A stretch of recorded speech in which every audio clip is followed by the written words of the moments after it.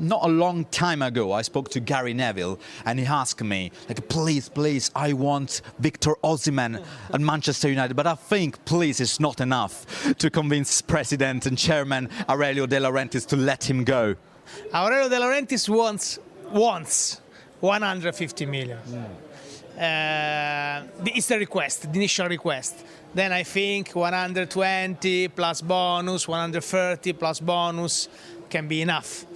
But I think that the only two clubs in Premier League that can try to get Victor Osimhen are Chelsea and Manchester United. And in Ligue 1, Paris Saint-Germain. I think Bayern is out of this race because Bayern doesn't spend 120, 130 millions for a player. They want to put a player in the deal, and De Laurentiis doesn't want players in a deal. But I think that Osimhen will be the player in the next transfer market that will break every record, and I think could be the right season for him to go to Premier League. Osimhen just signed a new deal, hasn't he, at Napoli? Yeah, What's that? Has it got a buyout clause in it? It has, yes. So this is an interesting one because there was lots of talk about his contract, whether he was going to sign a new contract, and it's obviously going to be painted as a positive from the Napoli side, but it does come with that caveat being the release clause. Now, I think there must have been so many negotiations between both parties because Napoli don't want to lose the player. I think Victor Osimhen loves Napoli. He won the league title with them, spearheaded them to that league title, didn't he, last season?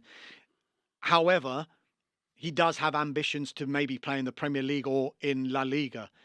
He wants to have that option remaining open. He doesn't want to be in a position Do you know roughly how much it is?